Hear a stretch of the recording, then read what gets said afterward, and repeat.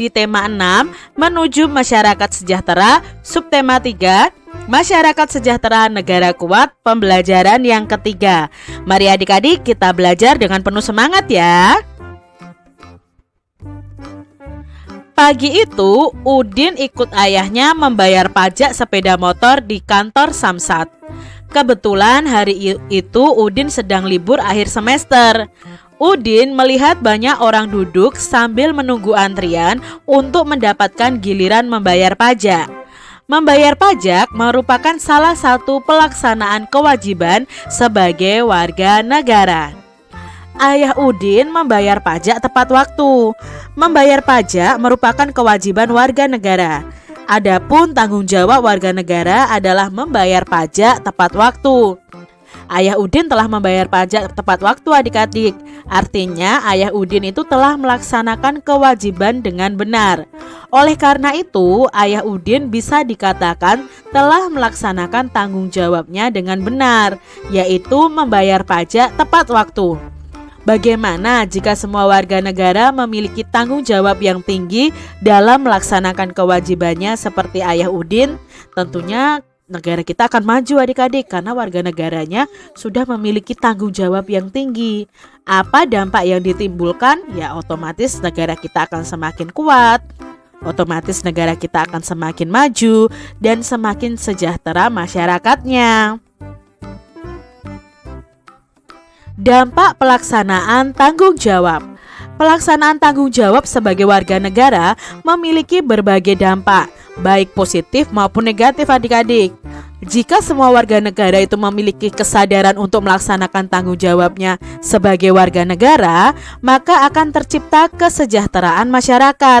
Sebaliknya, jika warga negara tidak memiliki kesadaran melaksanakan tanggung jawabnya sebagai warga negara, maka tujuan negara yaitu masyarakat sejahtera tidak akan pernah terwujud.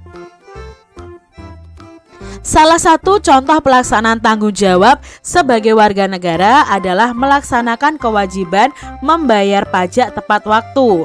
Pajak yang dibayarkan oleh warga negara sebenarnya digunakan untuk pembangunan bangsa loh adik-adik. Misalnya untuk pembangunan jalan, jembatan, fasilitas umum seperti sekolah dan rumah sakit. Jika pembayaran pajak dilakukan tepat waktu, maka pembangunan akan berlangsung dengan baik. Hal tersebut akan meningkatkan kesejahteraan masyarakat. Jadi, melaksanakan tanggung jawab membayar pajak tepat waktu akan memberikan dampak positif bagi terciptanya kesejahteraan masyarakat. Menjaga persatuan dan kesatuan bangsa juga merupakan bentuk tanggung jawab warga negara yang berdampak pada semakin kuatnya suatu negara. Dalam kehidupan sehari-hari, menjaga persatuan dan kesatuan dapat dilaksanakan dengan saling membina kerukunan di antara warga masyarakat, antar pemeluk agama, suku, ras, dan budaya. Nah, mengembangkan sikap kekeluargaan dan gotong royong dalam kehidupan masyarakat akan mewujudkan persatuan dan kesatuan. Jika persatuan dan kesatuan terwujud dengan baik, maka akan tercipta kehidupan masyarakat yang aman, damai, dan tentram, sehingga negara akan semakin kuat. Nah, kalian bisa melakukan kegiatan gotong royong, kerja bakti. Ini akan memupuk sikap kekeluargaan sehingga menumbuhkan persatuan dan kesatuan.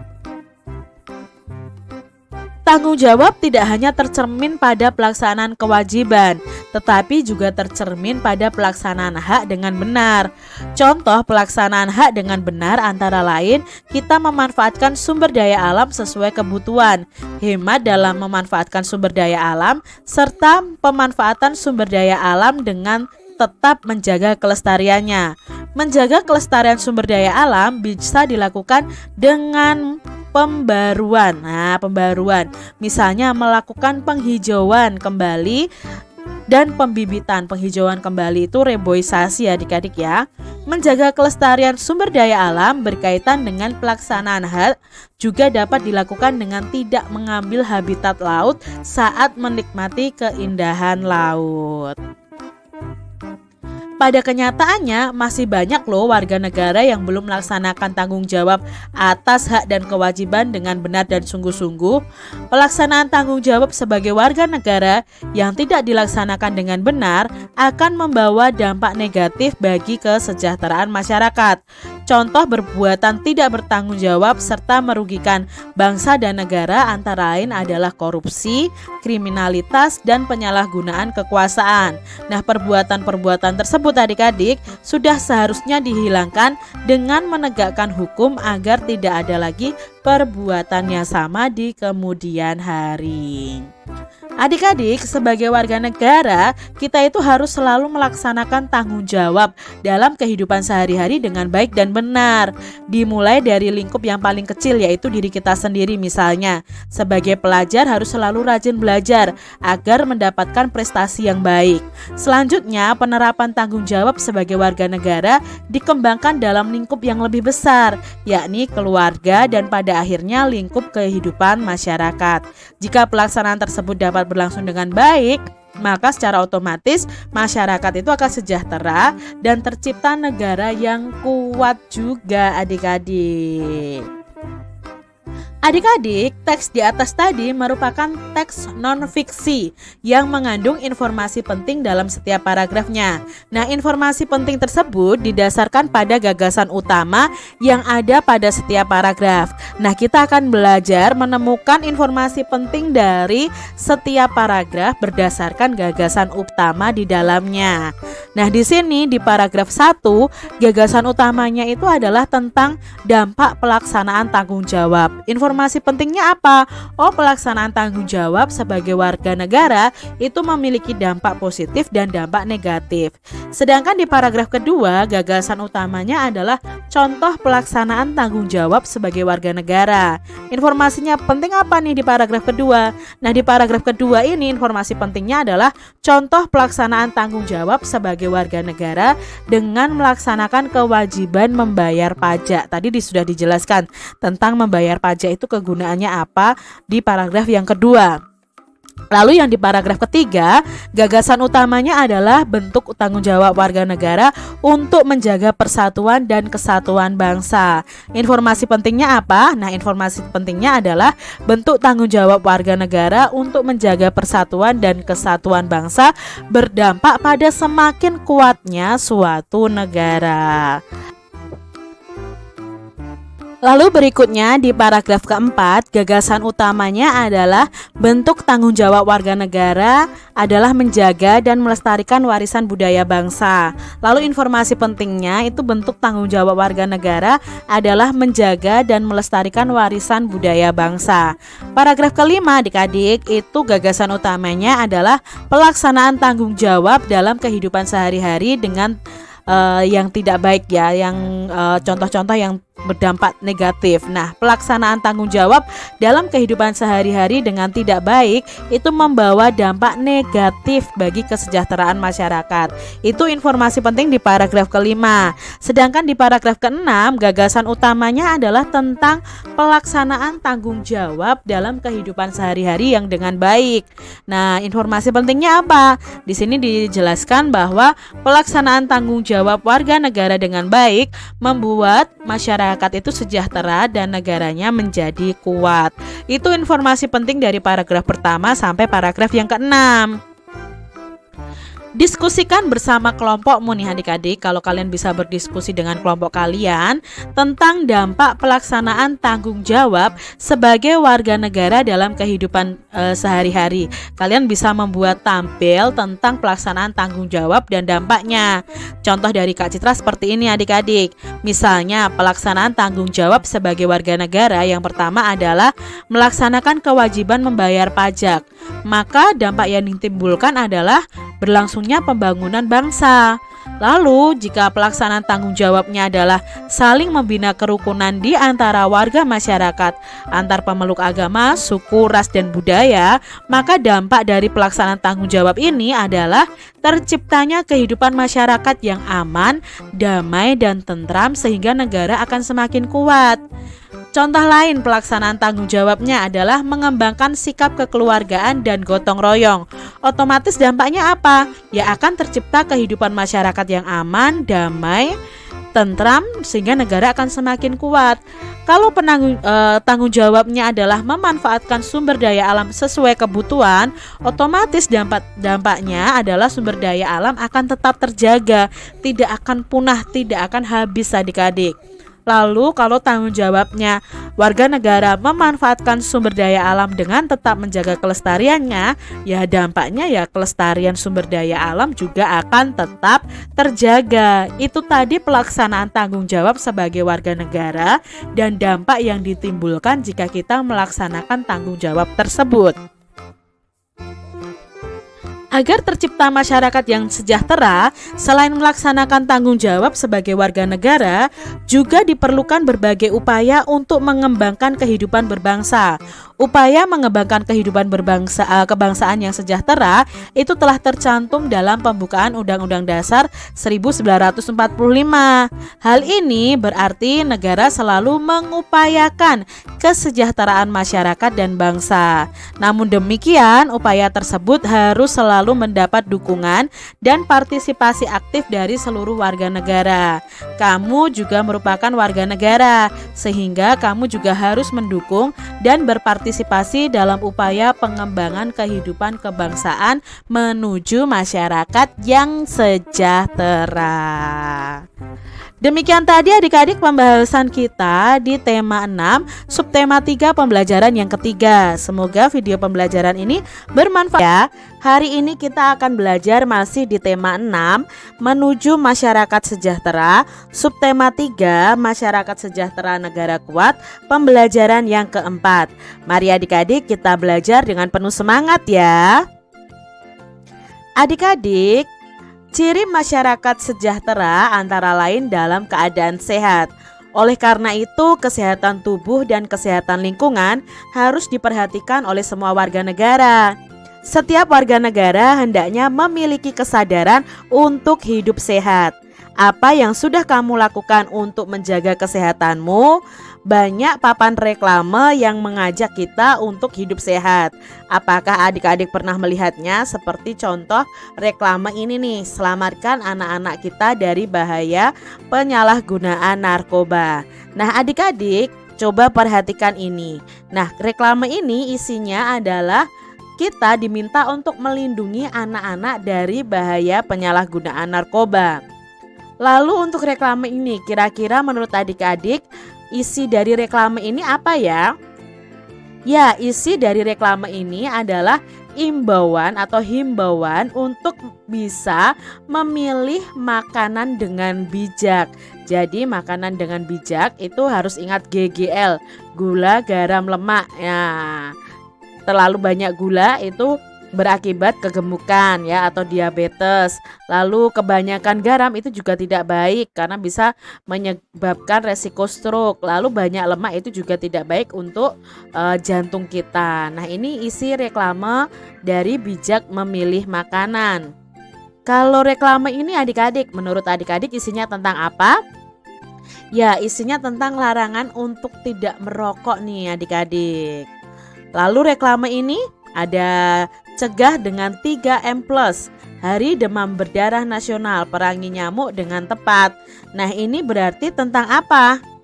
Isinya tentang informasi pencegahan penyakit demam berdarah dengan cara 3M+.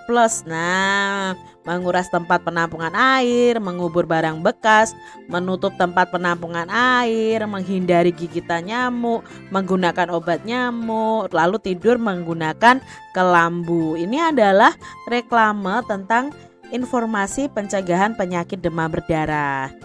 Kalau yang ini adik-adik, lomba balita sehat Desa Sejahtera.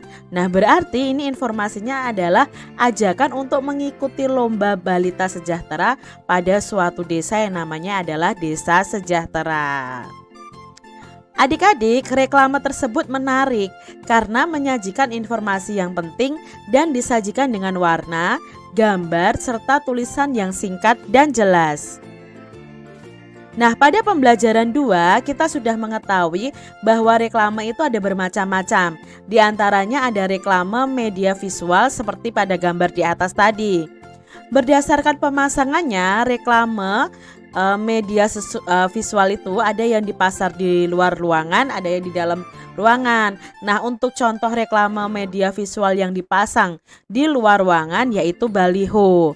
Baliho itu dapat digunakan sebagai media promosi atau pengiklanan suatu produk baru dan dapat juga digunakan sebagai media pemberitaan kegiatan tertentu.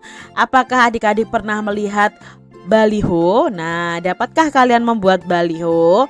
Nah, di sini Kak Citra punya contoh ya. Di pembelajaran yang kedua ini adalah baliho. Ya, baliho bersama kita selamatkan bumi dari perubahan iklim. Banyak sekali baliho-baliho di pinggir jalan yang sering kita lihat adik-adik. Nah, kalian bisa mencari gambar baliho, lalu kalian tuliskan dan bisa gambarkan apa itu baliho sederhana tentang pemberitaan hidup sehat supaya masyarakat sejahtera. Nah, gambarlah, rancanglah baliho tersebut. Kamu dapat mencari gambar-gambar di media cetak, contohnya seperti ini, maupun di internet untuk mendukung rancanganmu. Nah, gambar-gambar itu nanti akan kamu gunakan untuk membuat montase. Apa itu montase? Yuk kita cari tahu bersama-sama. Montase adalah susunan gambar yang diambil dari berbagai media itu seperti koran, majalah, tabloid. Nah, sedangkan teknik montase adalah teknik menggambar dengan cara menempelkan susunan gambar yang telah ada sebelum gambar tersebut dibentuk. Jadi kalian bisa mengambil gambar-gambar di internet atau di majalah, di koran, di tabloid, kalian gunting lalu kalian buat gambar yang baru dengan cara menempel gambar-gambar tersebut. Jadi ini tuh tempelan adik-adik. Ada gambar rumah di majalah digunting, lalu ada gambar orang di majalah digunting, lalu dibuat gambar yang baru. Itu yang disebut dengan montase. Nah, langkah-langkah membuat montase itu bagaimana? Siapkan kertas gambar yang akan digunakan untuk menggambar. Lalu ambil gambar yang kamu inginkan dari majalah, koran, tabloid, dan lain sebagainya. Nah, siapkan alat yang digunakan untuk menggambar seperti gunting, cutter, lem, spidol, krayon, pensil, dan lain-lain. Guntinglah bagian gambar yang diinginkan sehingga dapat digunakan atau ditempel di kertas gambar. Nah, usahakan untuk mengguntingnya itu serapih mungkin dan tidak terlihat jika itu adalah potongan gambar. Lalu susunlah gambar tadi pada kertas gambar yang sudah kalian siapkan. Nah, kalian menggambarkannya, menggabung-gabungkannya itu sesuai dengan keinginan kalian dan harusnya membentuk satu gambar yang baru yang memiliki makna atau isi. Nah, usahakan gambar satu dan lainnya itu bisa dipadukan agar terlihat artistik dan menarik. Jika sudah ditempel, maka saatnya melakukan finishing dengan mewarnai menggunakan krayon, bisa juga digambar menggunakan spidol atau pensil agar gambar dapat lebih elegan. Itu tadi langkah-langkah membuat montase. Kalian bisa cari di channel YouTube langkah-langkah membuat montase. Nah, adik-adik, apa yang kamu lakukan untuk mendukung supaya masyarakat Indonesia itu sejahtera sehingga negara kuat? Apakah kamu juga menjaga kesehatanmu? Tentunya harus adik-adik, itu wajib ya. Lalu bagaimana caramu menjaga kesehatan? Saat ini mungkin kamu tidak lagi kanak-kanak, mungkin kamu sudah remaja ya. Nah, masa remaja adalah masa memasuki pubertas. Pada masa pubertas hendaknya kita juga menjaga kesehatan tubuh kita, misalnya dengan rajin berolahraga. Nah, masih ingatkah adik-adik mengenai ciri-ciri pubertas? Pada pembelajaran sebelumnya sudah Kak Citra jelaskan tentang ciri-ciri pubertas. Nah, ini adalah ciri-ciri pubertas pada anak laki-laki ya. Tumbuhnya rambut di ketiak dan alat kelamin, suara jadi membesar, tumbuh jakun, lalu tumbuh kumis atau jambang atau janggut. Itu ciri-ciri masa pubertas pada anak laki-laki. Lalu ada ciri-ciri masa pubertas pada anak perempuan, yaitu tumbuhnya rambut halus di ketiak dan alat kelamin, suara jadi melengking, payudara membesar, panggul membesar. Itu adalah ciri-ciri pubertas pada anak perempuan. Adik-adik, selain sehat, masyarakat sejahtera juga harus memiliki keterampilan untuk memenuhi kebutuhan hidupnya. Pemerintah selalu berupaya untuk meningkatkan kesejahteraan masyarakat. Mari membaca bacaan berikut ini. Nah, ada bacaan upaya peningkatan kesejahteraan masyarakat. Tingkat kesejahteraan masyarakat setiap daerah di Indonesia tidaklah sama adik-adik. Perbedaan tingkat kesejahteraan masyarakat tersebut diantaranya disebabkan karena pendapatan setiap kepala keluarga itu berbeda-beda. Selain itu, tingkat kesejahteraan masyarakat juga disebabkan oleh kemiskinan, letak geografis, globalisasi, lapangan kerja, kualitas masyarakat, dan persebaran penduduk. Pemerintah daerah dan pemerintah pusat untuk meningkatkan kesejahteraan masyarakat, salah satu upaya yang dapat dilakukan yaitu mengubah pembangunan yang berorientasi di kota besar menjadi pembangunan yang merata hingga ke pelosok desa. Nah, pembangunan hendaknya dilakukan secara merata hingga ke desa maupun sampai ke pelosok desa. Kalau dulu tuh pembangunannya selalu untuk kota-kota besar. Jadi yang berkembang itu hanya kota-kota besar adik-adik. Tapi sekarang untuk menyamaratakan semuanya, rakyat itu sejahtera semua, maka orientasi pembangunan itu sekarang sampai ke pelosok desa. Jalan-jalan dibangun ya, diperbaiki, sarana-prasarana diperbaiki juga sampai ke pelosok desa. Supaya apa? Terjadi peningkatan kesejahteraan masyarakat.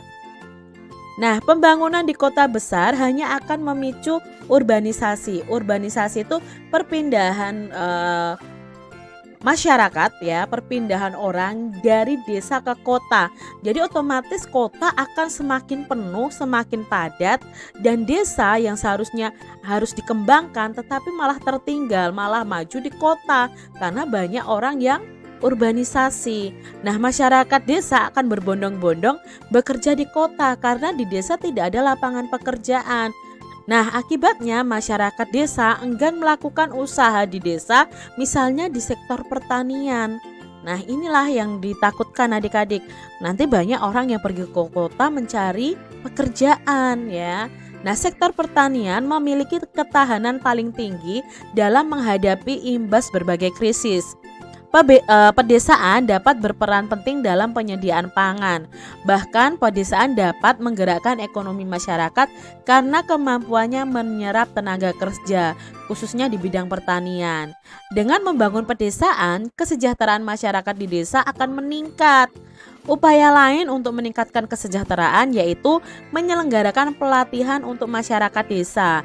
Sebagai contoh, pemerintah memberdayakan ibu-ibu PKK atau pembinaan kesejahteraan keluarga untuk dilatih membatik. Ibu-ibu di desa diberikan pelatihan membatik dengan mendatangkan narasumber yang ahli dalam bidangnya. Mereka dilatih hingga mahir dalam membatik. Selanjutnya, mereka akan diberi pelatihan tentang manajemen usaha dan cara pemasaran produk. Nah, pelatihan tersebut menjadi bekal yang cukup bagi ibu-ibu desa untuk mandiri berkegiatan ekonomi.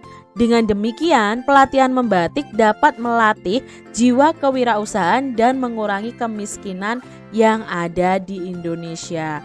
Itu tadi adik-adik ya, upaya peningkatan kesejahteraan masyarakat yang ada di Indonesia. Adik-adik, apakah judul bacaan di atas itu sesuai dengan isinya? Nah, adik-adik, bacaan tadi itu sesuai dengan isinya karena berisi tentang upaya yang dilakukan demi meningkatkan kesejahteraan masyarakat.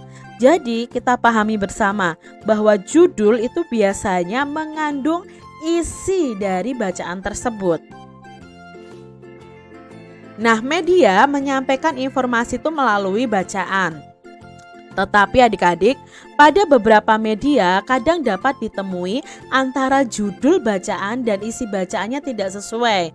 Nah, hal tersebut itu dapat membingungkan para pembacanya.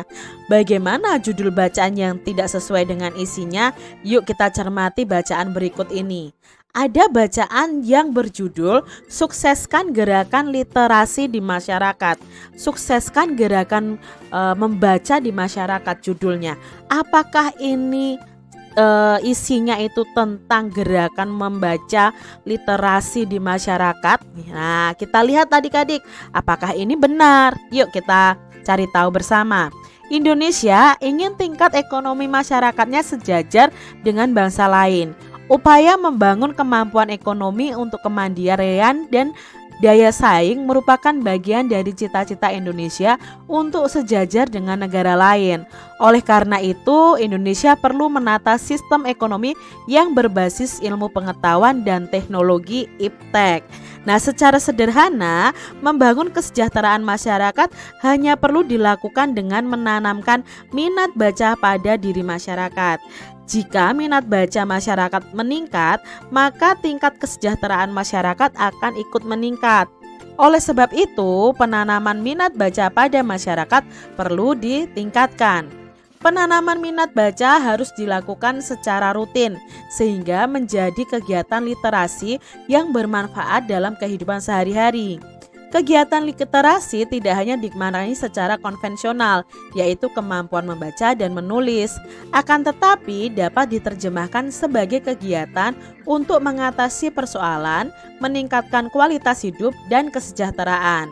Nah, kegiatan literasi ini diharapkan mampu meningkatkan pola pikir masyarakat. Masyarakat dapat menciptakan sebuah karya berdasarkan pengetahuan yang mereka peroleh dari membaca. Karya tersebut dapat dipasarkan atau dikenalkan kepada masyarakat umum.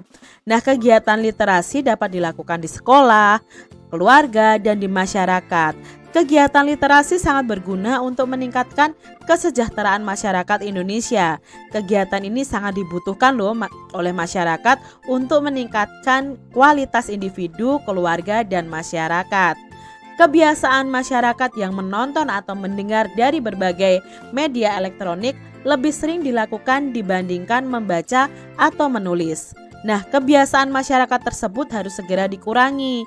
Masyarakat harus memperbanyak waktu untuk mengunjungi sumber ilmu pengetahuan. Salah satunya adalah perpustakaan. Nah, perpustakaan itu berperan sebagai media pembelajaran bersama untuk mengembangkan potensi masyarakat.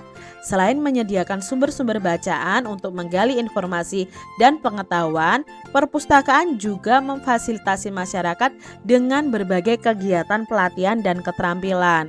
Nah, kegiatan pelatihan dan keterampilan tersebut bertujuan untuk meningkatkan kesejahteraan masyarakat. Jadi, perpustakaan sangat berperan kendali dalam penguatan literasi masyarakat. Nah, perpustakaan harus meningkatkan jumlah dan mutu untuk membangun bangsa yang gemar membaca. Nah, adik-adik, di sini bacaan di atas antara judul dan isi bacaan tidak sesuai.